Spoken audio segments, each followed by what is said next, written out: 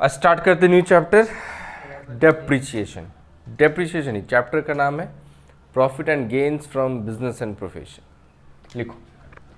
अच्छा लिखने के टाइम हम जैसे जो लिखते जाएंगे वो लिखते जाना, ठीक है। जैसे हम जो लिख रहे हैं वो लिखते जाओ। नोट्स वगैरह जो है वो तुमको हम दे देंगे, तो नोट्स डेफिनेशन जैसे डेफिनेशंस हुआ वगैरह वगैरह ये सब जो हुआ, ये सारा का सारा डेफिनेशंस जो है वो तुमको नोट्स में मिल जाएगा। कॉन्सेप्ट्स जो है वो हम तुमको समझा देते हैं पहले, ठीक है। एग्जाम्पल्स वगैरह सब कुछ करेंगे। लिखो। तो चैप्टर जो हेड है, जो इनकम का हेड है, हेड्स ऑफ इनकम, उसका नाम है profit and gains from business and profession.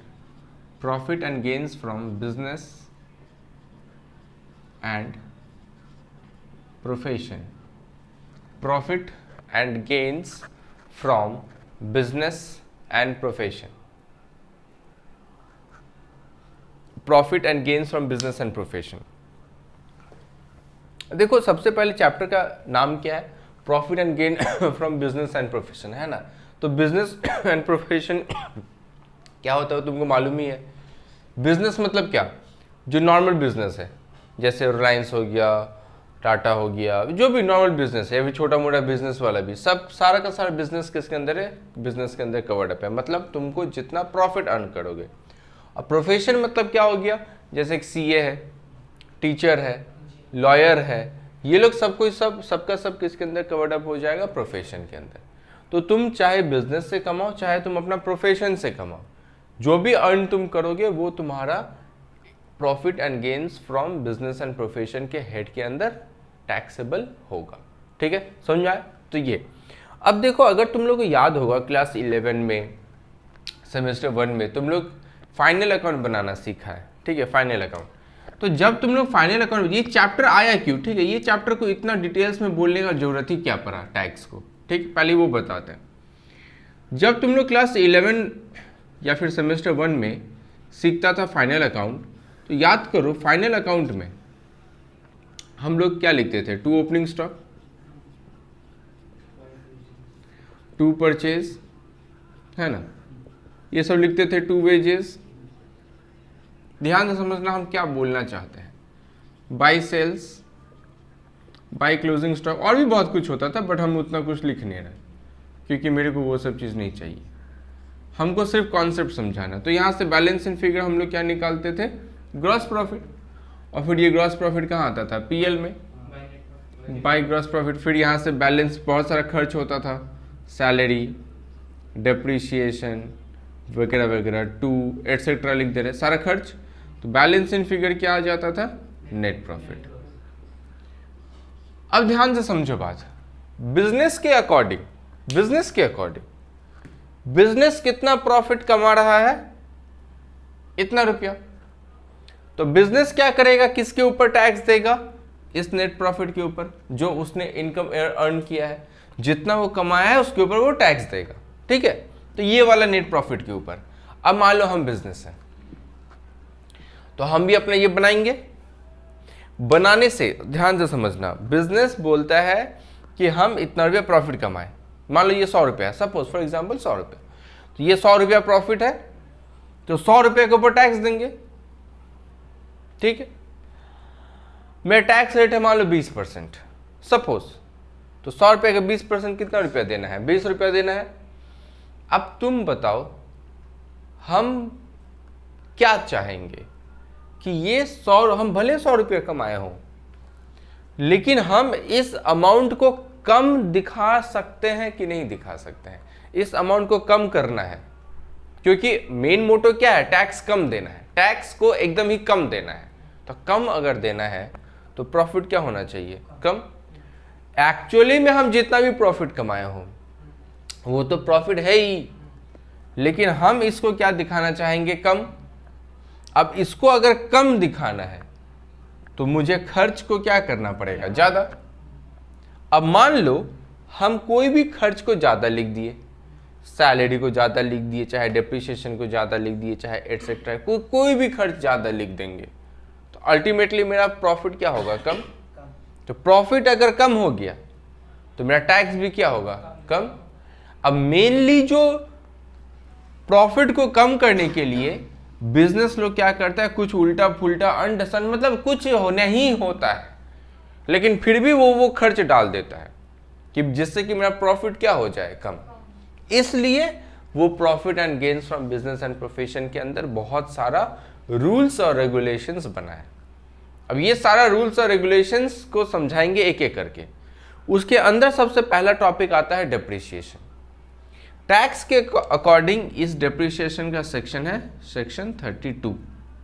अब ये देखो, अकाउंट्स में तुम लोग सीखता था कि डेप्रिसिएशन का कैलकुलेट करने का 8 तरीका होता है, 8 मेथड्स होता है, लेकिन तुम लोग ग्रेजुएशन में मेनली 2 ही मेथड सीखा है, एक है फिक्स्ड इंस्टॉलमेंट मेथड और एक है डिमिनिशिंग बैलेंस मेथड। ये 2 मेथड सीख के रहेगा। तो अकाउंट्स तो डेप्रिसिएशन ये दोनों तरीका के अकॉर्डिंग करेगा डेप्रिसिएशन, लेकिन टैक्स बोलता है हम वो डेप्रिसिएशन नहीं मान सकते, क्योंकि टैक्स के अकॉर्डिंग एसेट्स का वैल्यू घटते जाता है। वो डिमिनिशिंग बैलेंस को ही फॉलो करेगा, लेकिन वो अपने तरीका से कैलकुलेशंस करेगा, ठीक है। यानी कि तुम्हारे क्वेश्चन में ध्यान से सुनेगा, तुम्हारा जो क्वेश्चन आएगा एग्जाम में, तुम्हारे क्वेश्चन में एक ऐसे ही ट्रेडिंग पीएल बना के दे सकता है, और उसमें जो डेप्रिसिएशन लिखा हुआ मिलेगा वो डेप्रिसिएशन तुमको किसके अकॉर्डिंग लिखा हुआ मिलेगा, अकाउंट्स के अकॉर्डिंग। अब उससे हम लोगों को कौन सा मेथड से डेप्रिसिएशन निकालना है, टैक्स के अकॉर्डिंग, ठीक है। सबसे पहले समझ गया कि डेप्रिसिएशन क्यों सिखा रहा है, तो सबसे पहले डेप्रिसिएशन सीखते हैं। और एग्जाम में ऐसा बहुत बार हुआ है कि सिर्फ डेप्रिसिएशन को लेके क्वेश्चन पूछा है, 5 मार्क्स, डेप्रिसिएशन कैलकुलेशन करो 5 मार्क्स मिल जाएगा, ठीक है। तो डेप्रिसिएशन को लेके हम लोग पहले बात करते हैं। तो अब समझा कि हम लोग क्यों सीख रहे हैं और डेप्रिसिएशन क्यों सीख रहे हैं वो भी बता दिए। अब सिखाते कि डेप्रिसिएशन का कैलकुलेशन होता कैसे। डेप्रिसिएशन का कैलकुलेशन सीखने के लिए पहले हम डेप्रिसिएशन का नियम सिखाते हैं कि डेप्रिसिएशन का नियम क्या है, ठीक है। देखो, बिजनेस डेप्रिसिएशन तो पक्का बात है एसेट्स के ऊपर ही देगा, ठीक है। जो भी एसेट्स है उसके ऊपर डेप्रिसिएशन लगेगा। अब तुम्हारे पास 2 ऑप्शन आता है, या तो ये एसेट्स, मान लो तुम एक कार खरीद रहा है, सपोज फॉर एग्जांपल तुम एक कार खरीद रहे हो, तो कार के ऊपर डेप्रिसिएशन लगेगा। लेकिन कार के ऊपर जो डेप्रिसिएशन लगेगा वो डेप्रिसिएशन हो सकता है इस बार तुम पहली बार कार खरीदा, तुम्हारा कार, ये तुम कार इस साल जस्ट खरीदा ही है, इसका मतलब ये कार का कौन सा ईयर हो गया, फर्स्ट ईयर हो गया। दूसरा साल स्टार्ट तो होगा अप्रैल टू मार्च, तो दूसरा साल जो होगा इस कार का, वहां पे थोड़ी ना वापस से कार खरीदोगे, तो वो वाला जो ईयर है वो इसके लिए क्या हो जाएगा, सब्सिक्वेंट ईयर। मतलब पहली बार खरीदे हम ये पेन पहली बार ही खरीदे इस साल, कुछ मतलब 2-3 दिन पहले ही खरीदे ये पेन, तो ये जो पेन खरीदे ये तो इसका पहला साल है। और अभी कौन सा तारीख है, आज कितना तारीख है, 2 दिन पहले खरीदे थे, इसका मतलब ये 28 तारीख को खरीदे होंगे, यानी ये 28 तारीख को खरीदा हुआ है। अब बोले ये पेन हम ये पूरा साल यूज करेंगे कि नहीं करेंगे। और जब दूसरा साल स्टार्ट होगा, अगर ये पेन मेरे पास रहा तो फिर ये दूसरा साल भी तो पूरा ही यूज करेंगे। यानी कि पहला साल जब होता है ना, तो वो एसेट्स बंदा कभी भी खरीद सकता है। ध्यान से समझो बात। मान लो तुम बाइक खरीद रहा है या फिर कार खरीद रहा है, हम लोग कार बोले थे ना, तो कार ही खरीदते हैं। अब कार हम टैक्स का ईयर स्टार्ट कब होता है, अप्रैल में, और खत्म कब होता है। अब तुम कार कभी भी खरीद सकते हैं, अप्रैल से लेके मार्च, अक्टूबर, नवंबर, दिसंबर, अगस्त, अप्रैल, मई, जून, जुलाई, कभी भी खरीद सकते हैं।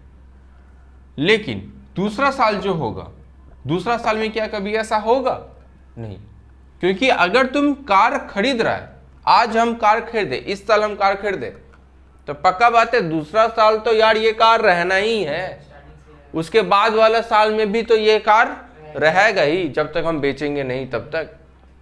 यानी सब्सिक्वेंट ईयर में झमेला नहीं है, क्योंकि सब्सिक्वेंट ईयर तो तुम हमेशा पूरा साल ही यूज कर रहा है। सब्सिक्वेंट ईयर में झमेला थोड़ी ना है, झमेला कहाँ आता है? फर्स्ट ईयर में। अब हमको सिर्फ फर्स्ट ईयर में ये देखना पड़ता है, यानी कि हम लोग एक्चुअली किसका बात कर रहे हैं? हम लोग उस एसेट्स का बात कर रहे हैं जो एसेट्स नया खरीदा गया है।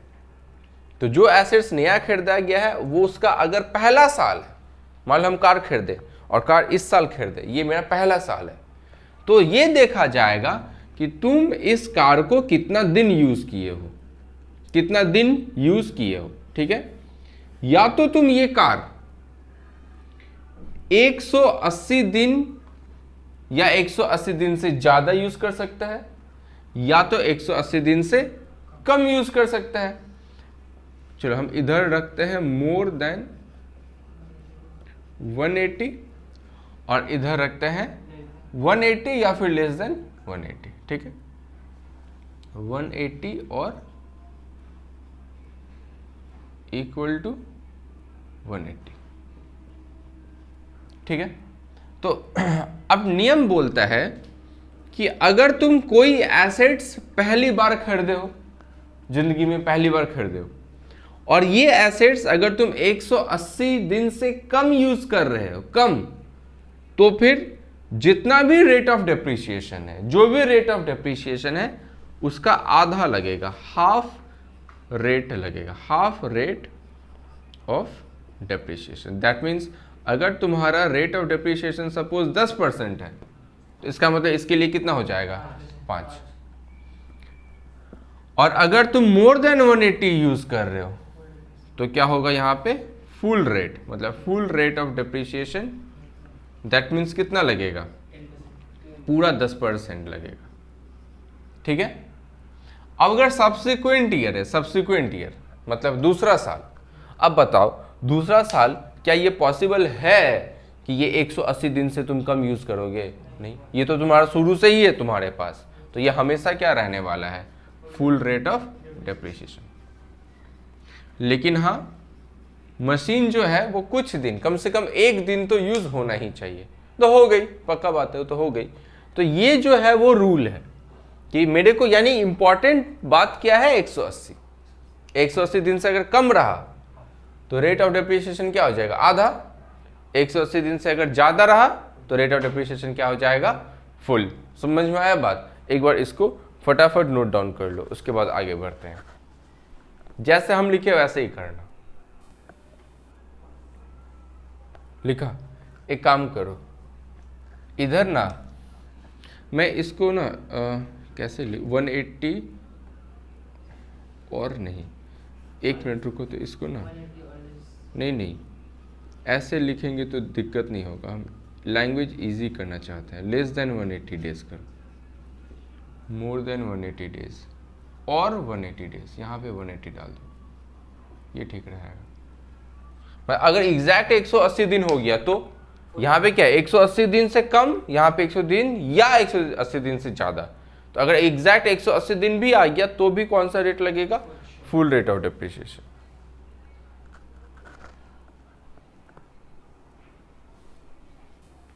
अब देखो, ये तो ठीक है, ये तो समझ में आ गया। अब इसके बाद फॉर्मेट देते हैं कि कैलकुलेशंस कैसे करना है, ठीक है, याद रहेगा। अब देखो एक प्रॉब्लम है, तुम मेरे से एक बात पूछ सकता है कि भैया एक बात बताओ, हम लोग 180 दिन काउंट करेंगे, तो जब भी देखेंगे 100 कब एसेट्स का खरीदा, नया एसेट्स का डेट दे दिया, तो क्या करेंगे? काउंट करते रहेंगे क्या हम अप्रैल में इतना दिन, मई में इतना दिन, जून में इतना दिन, वगैरह वगैरह काउंट करेंगे? नहीं, काउंट करने का जरूरत नहीं है। एक डेट बता देते हैं, वो डेट को याद रखना। गांधी जी का बर्थडे कब हुआ था? +1। गांधी जी का बर्थडे कब हुआ? 2 अक्टूबर, उसमें +1, मतलब कितना अक्टूबर? 3। अगर कोई भी डेट देखो, 3 अक्टूबर से अगर कैलकुलेशन करोगे, 3 अक्टूबर से, तो ये आता है एग्जैक्ट 180 दिन, ये आएगा एग्जैक्ट 180 दिन। अगर अब तुम थोड़ा सा कॉमन सेंस यूज करके बोलना, ठीक है, मेरा ईयर कब स्टार्ट होता है? ईयर खत्म कब होगा? अगर हम तुमसे पूछे कि मान लो कोई बंदा, अगस्त इससे पहले ही आएगा, पक्का बात है, अक्टूबर से पहले आएगा अगस्त। अगस्त में एक मशीन खरीदा है, ठीक है, तो थोड़ा सा कॉमन सेंस यूज करके बताओ कि ये 180 दिन से ज्यादा होगा या 180 दिन से कम होगा? ज्यादा होगा, पक्का ज्यादा ही होगा ना, क्योंकि अगस्त से अब काउंट करना है। 3 अक्टूबर से अगर तुम काउंट किया तो कितना आएगा? 180। लेकिन ये तो क्या है, उससे पहले 3 अक्टूबर से अगर पहले का डेट दिखा तो समझ जाना ज्यादा है। 3 अक्टूबर के बाद का डेट दिखा तो समझ जाना कम है, ठीक है।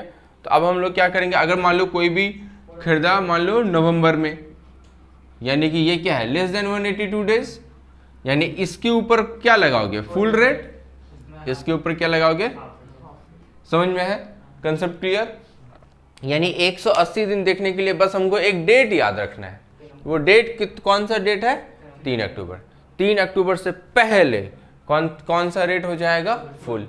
3 अक्टूबर के बाद कौन सा रेट हो जाएगा? हाफ, ठीक है। चलो अब फॉर्मेट कैसे है? फॉर्मेट क्या है इसका? कैलकुलेशंस करने का फॉर्मेट क्या होता है? देखो, सबसे पहले ये पर्टिकुलर्स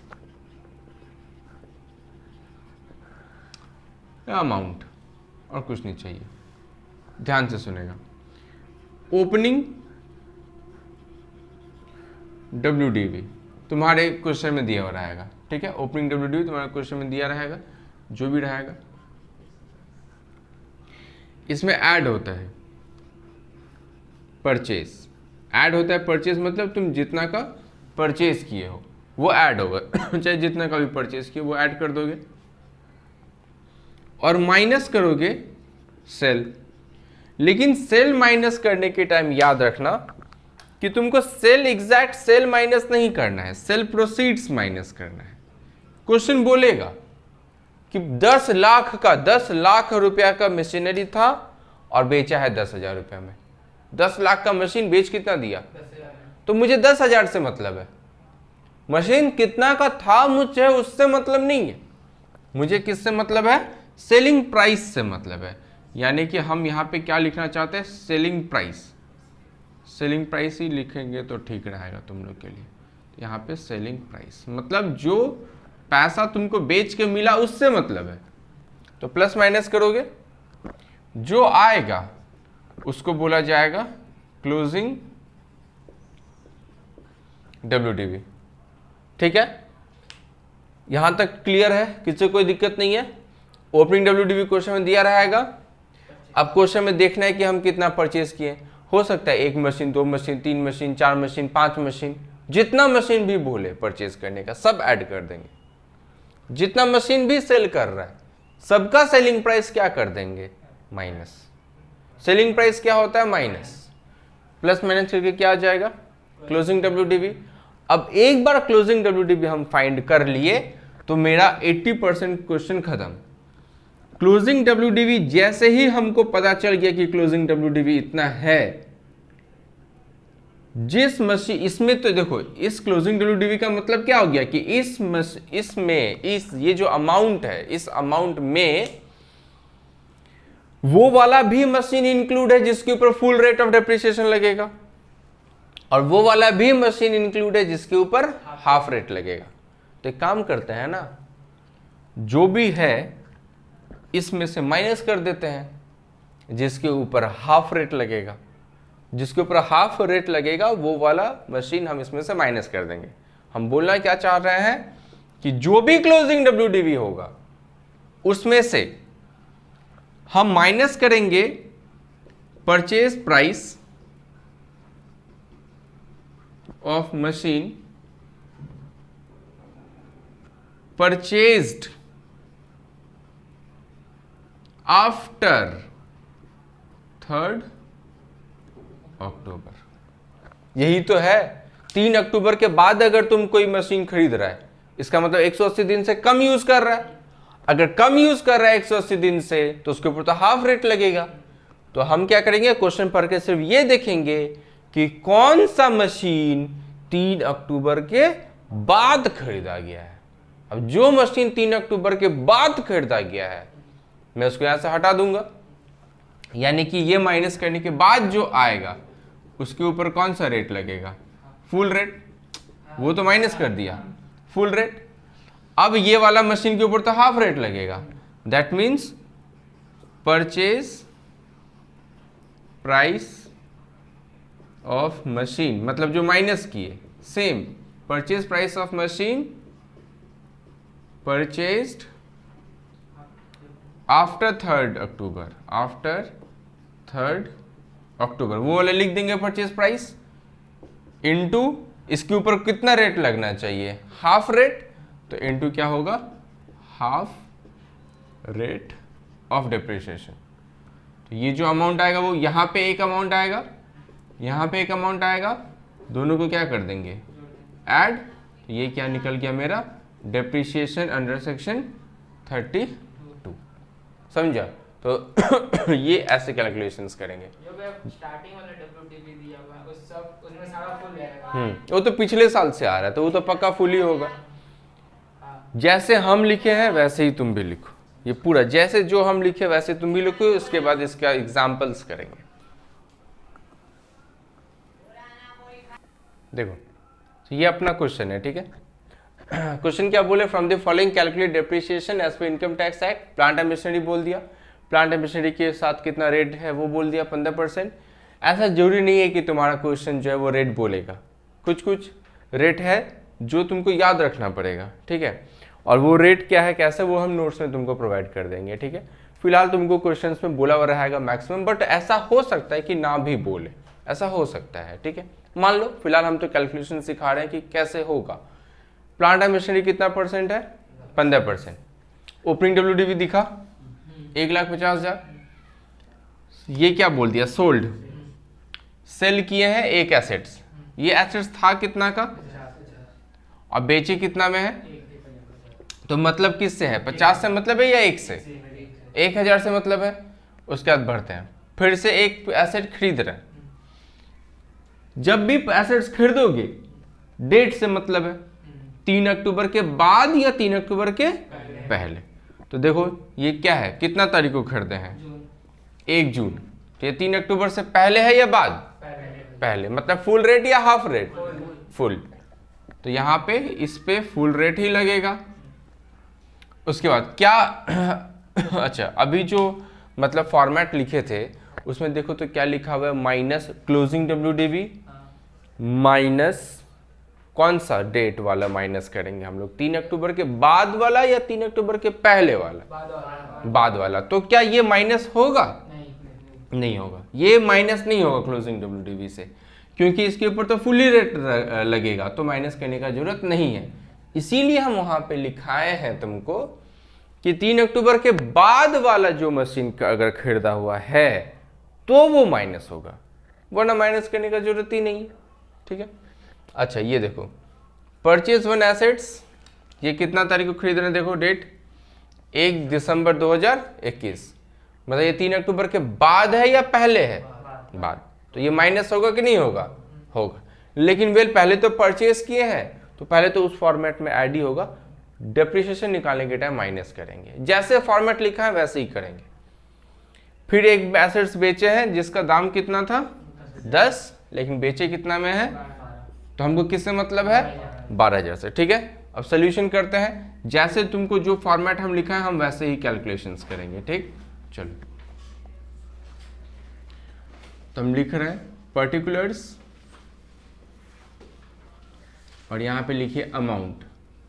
पहले हम लोग क्लोजिंग WDV निकालेंगे, क्लोजिंग WDV। तो पर्टिकुलर्स अमाउंट, मेरे साथ रहना, पर्टिकुलर्स अमाउंट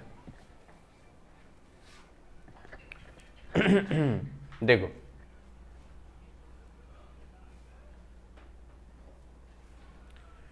सबसे पहले क्या था, देखो फॉर्मेट में सबसे पहले क्या था, ओपनिंग WDV। तो लिखो ओपनिंग WDV, हम लिख रहे हैं यहां पे ओपनिंग WDV 1,50,000, तो हम यहां पे लिख दिए 1,50,000। Opening WDV 1,50,000। उसके बाद क्या था, ऐड परचेज था ना। तो आप क्वेश्चन पढ़ के देखते कि क्या क्या परचेज किए हैं। देखो तो सबसे पहले कौन सा तारीख को परचेज किए थे, परचेज देखो 1 जून को परचेज किए थे। तो कितना रुपया का, 12,000 का। तो ऐड परचेज ऑन 1 जून 2021, 12,000 का परचेज किए। तो हम यहाँ लिख दिए 12,000। क्या और कुछ परचेज है? हाँ। कितना तारीख का परचेज है?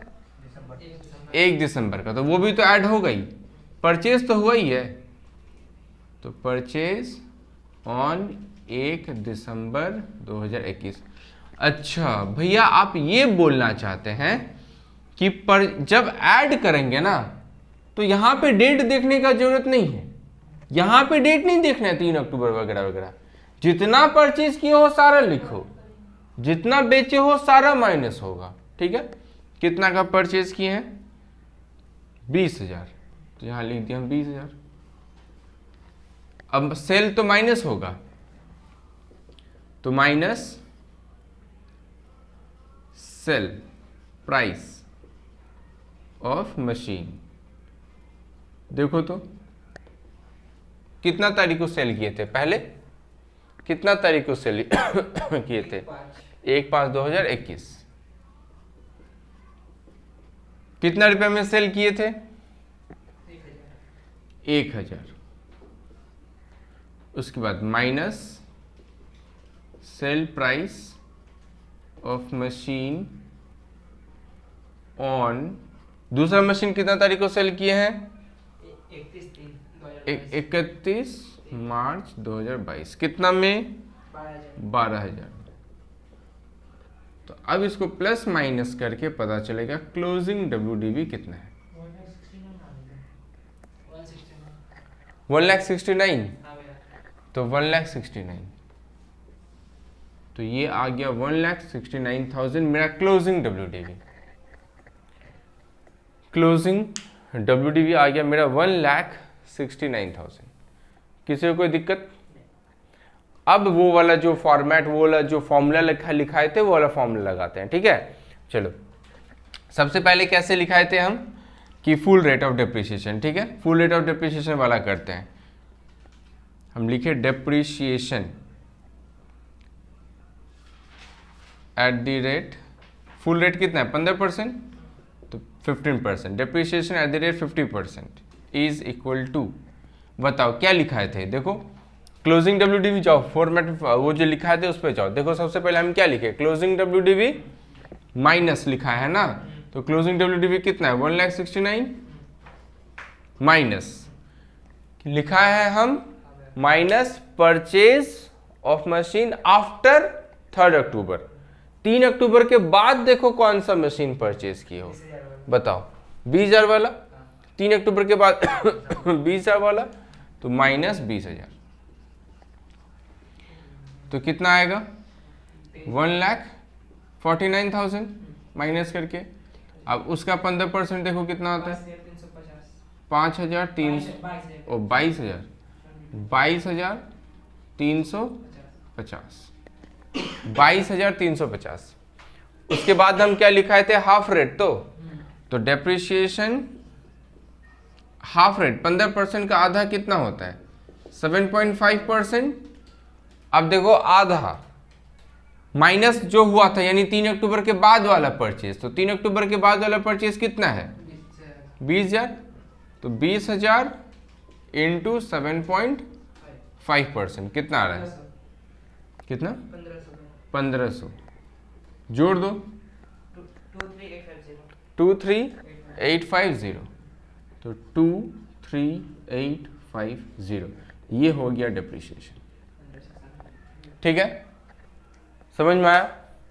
कोई दिक्कत है किसी को तो बोलो, किसी को कोई दिक्कत नहीं है। अब एक काम करेंगे, सुनो, इसका एक क्वेश्चन हम तुमको भेज देंगे ग्रुप में। ठीक है, तो ये एक क्वेश्चन तुम लोग करेगा, और एक क्वेश्चन इस बार जो भवानीपुर का कॉलेज में एग्जाम में हुआ था उसमें डेप्रिसिएशन का क्वेश्चन आया था, वो भी भेज देंगे।